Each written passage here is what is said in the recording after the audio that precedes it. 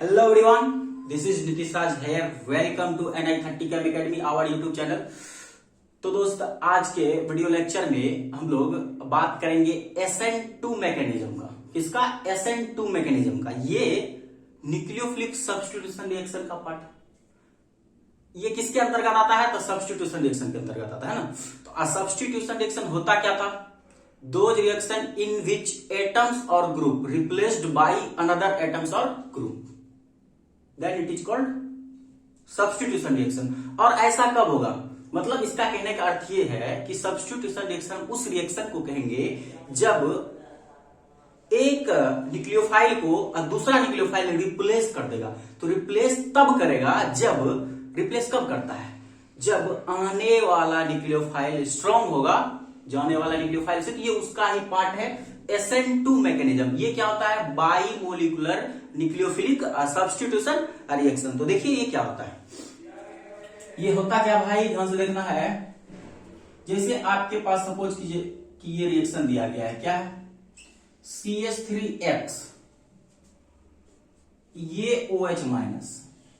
अब ये क्या किया है? इस CH3 के पास जो पहले से एक X था, इसको क्या किया? ये इस न्यूक्लियोफाइल को यहां से ये रिमूव कर दिया। CH3OH, इधर क्या हो गया? X माइनस, लिविंग ग्रुप हो गया, निकल गया।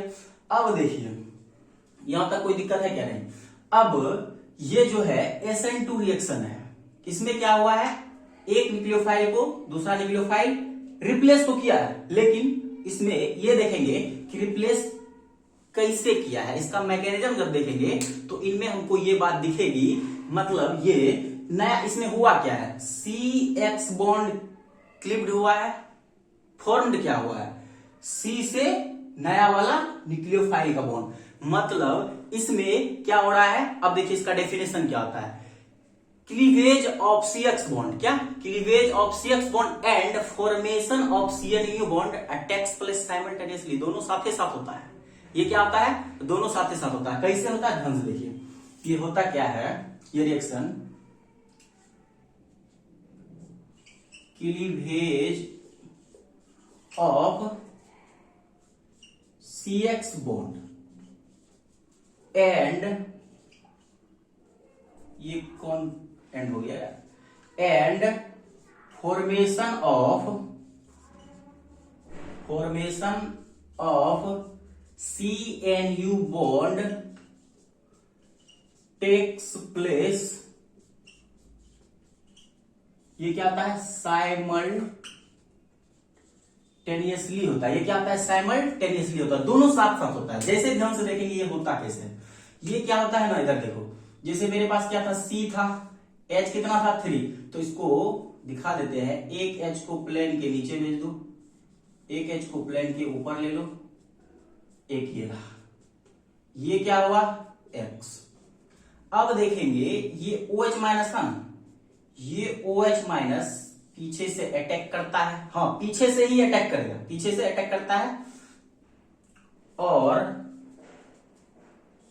पीछे से अटैक करता है और पीछे से अटैक करता है और H, ये वाला H OH जुड़ता है। मतलब ये पीछे से अटैक करके इसको आगे से रिमूव करता है। तो ये X माइनस निकल गया होगा। लेकिन इसमें जो प्रोडक्ट बना है, मतलब क्या है? पहले कार्बन से हाइड्रोजन इधर लगा था, जब न्यू बॉन्ड बना OH जिधर X था इसके जस्ट अपोजिट लगा। मतलब इसमें ये हुआ है, ये 100% इन्वर्जन प्रोडक्ट बना है। इन्वर्जन क्या होता है? इन्वर्जन ये होता है कि पहले से जो एटम्स और ग्रुप का आकार होगा, उससे प्रोडक्ट जो बनेगा बाद में डिफरेंट होगा। उससे क्या होगा? प्रोडक्ट जो बनेगा डिफरेंट होगा, स्पेस में डिफरेंट होगा। तो अब देखिए ये हो गया। अब ये हुआ कैसे है वो देखिए। एक ट्रांजिशन स्टेट के थ्रू हुआ है, वो देखिए कैसे हुआ है। यहां देखेंगे ध्यान से। ये कार्बन है, एक H ये हो गया, एक H ये हो गया, एक ये हो गया। अब देखो भाई, ये OH माइनस है, जैसे जैसे इससे अटैक करेगा इधर से X माइनस को वैसे वैसे निकालेगा। तो अब देखिए इसमें जो कार्बन है ये 5 बॉन्ड का फॉर्मेशन किया है, पेंटावेलेट है। ये इसलिए क्या हो गया, हाईली अनस्टेबल हो गया। इसका हाइब्रिडाइजेशन क्या होगा, sp2 हो जाएगा। तो अब देखिए इसी तरह का भाई इसमें रिएक्शन होता है। न्यूक्लियोफाइल आने वाला हमेशा बैक साइड से अटैक करता है, फ्रंट साइड से X माइनस को भगाता है। तो अब देखिए इसमें देखेंगे कि इसका कुछ नोट पॉइंट है, इसका कुछ क्या है, नोट पॉइंट है, वो देखिए क्या है।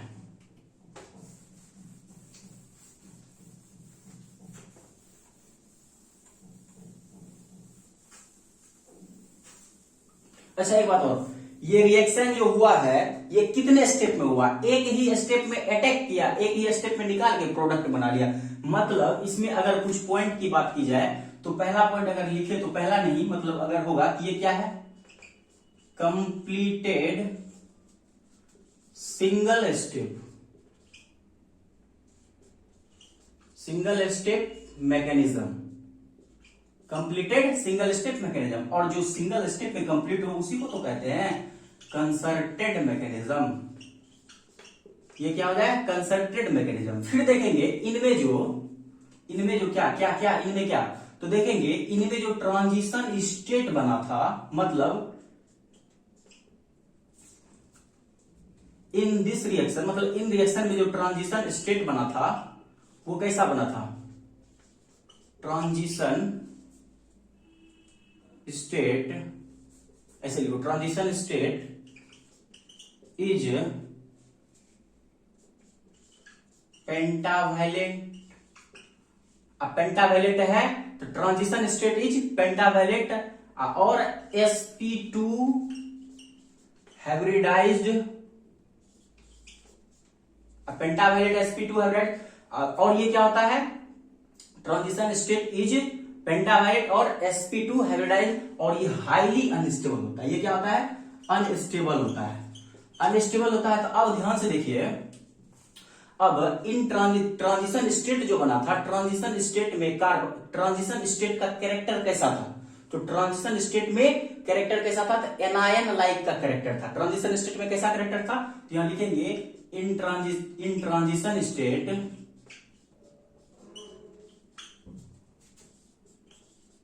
इज एनायन लाइक करेक्टर होगा। एनायन लाइक क्या होगा, करेक्टर। जब ट्रांजिशन स्टेट का एनायन लाइक करेक्टर है तो रेट उस पर डिपेंड करेगा। रेट एनायनिक स्टेबिलिटी को कौन बढ़ाता है, is directly proportional two electron withdrawing group, inversely क्या हो जाएगा, इलेक्ट्रॉन डोनेटिंग का हो जाएगा। इनवर्सली क्या हो जाएगा, इलेक्ट्रॉन डोनेटिंग का हो जाएगा। तो अब फिर अगला पॉइंट क्या है, उनको ध्यान से देखेंगे। फिर मेरा अगला पॉइंट क्या होगा, तो अगला पॉइंट मेरा ये होगा कि इन ट्रांजिशन स्टेट क्या था, ट्रांजिशन स्टेट का जो कार्बन था वो क्या था, पेंटावैलेंट था। पेंटावैलेंट था ना, तो विच इज हाईली अनस्टेबल, वो अनस्टेबल था। तो अनस्टेबल कब था, जब वो पेंटावैलेंट हो गया। तो ध्यान से सुनिए, तो अब ये होगा rate of SN2 is inversely proportional to crowdness. ये किसका हो जाएगा, इनवर्सली क्रॉडनेस का हो जाएगा। क्यों है, अनस्टेबल क्यों हुआ, क्योंकि उसका ट्रांजिशन स्टेट वाला कार्बन 5-5 बॉन्ड का फॉर्मेशन कर लिया था। कोई दिक्कत नहीं होनी चाहिए। अब देखेंगे क्या, अब इसमें देखने वाला बात क्या है, ध्यान से देखेंगे कि इस रिएक्शन में क्या इंटरमीडिएट फॉर्म हो रहा था, नहीं हो रहा था। ये रिएक्शन एक स्टेप में कंप्लीट हो जा रहा था, और किसके थ्रू, तो भाया ट्रांजिशन स्टेट के थ्रू, नॉट फॉर्म का क्या, इंटरमीडिएट। तो जब इंटरमीडिएट नहीं बना है, तो इंटरमीडिएट नहीं बनेगा इस रिएक्शन में। तो जब इस रिएक्शन में कार्बोकेटाइन नहीं बनेगा तो क्या इस रिएक्शन में रीअरेंजमेंट होगा, इस रिएक्शन में रीअरेंजमेंट नहीं होगा। ये रिएक्शन जो कितने स्टेप में कंप्लीट है भाई, सिंगल स्टेप में। अब कौन सा में, कैसे सिंगल स्टेप में, सिंगल स्टेप में तो कंसर्टेड मैकेनिज्म। तो ध्यान से सुनिए, अब ये हो गया। अब देखेंगे कि रेट ऑफ SN2 जो है क्या। अच्छा एक बात, SN2 रिएक्शन के लिए इसमें सोल्वेंट की अगर बात करें, सोल्वेंट की अगर बात करें तो पोलर एप्रोटिक कौन सा सॉल्वेंट होगा इसमें? पोलर एप्रोटिक सॉल्वेंट यूज किया जाता है। अब देखिए वो पोलर एप्रोटिक सॉल्वेंट होता क्या है? जैसे हो गया, आप ये ले लो DMSO, क्या होगा ये? CH3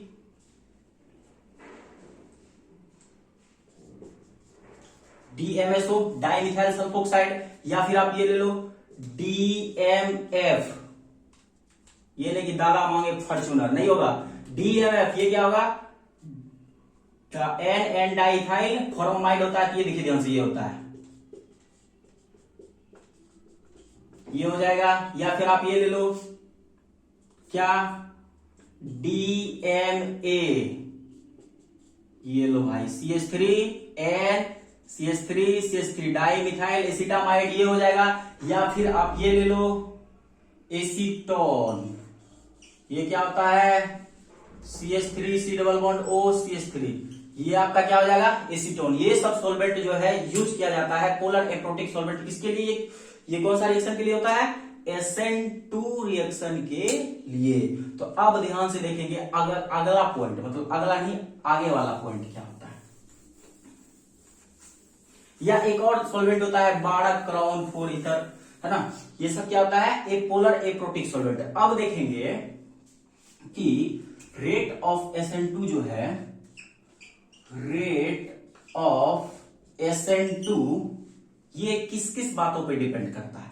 पहला तो इसके लिए स्ट्रॉन्गर न्यूक्लियोफाइल अब फास्टर देन SN2 रिएक्शन। अगर इस रिएक्शन में स्ट्रॉन्ग न्यूक्लियोफाइल होगा तो SN2 फास्ट होगा। क्यों? स्ट्रॉन्ग न्यूक्लियोफाइल होगा तो वो कार्बन से लगे पहले वाले न्यूक्लियोफाइल को स्ट्रांगली क्या करेगा? रिप्लेस करेगा, जल्द करेगा। तो जल्द करेगा तो प्रोडक्ट जल्द बनेगा तो रिएक्शन क्या हो जाएगी? अब फास्ट हो जाएगी। अब ध्यान से देखेंगे, ये हो जाएगा। कोई दिक्कत है क्या? नहीं। एक और बात पे डिपेंड करता है क्या, जो हम पहले देख लिए। क्या देख लिए? तो ध्यान से देखिए, ये देखिए कि ये क्या था? पेंटावेलेट था। तो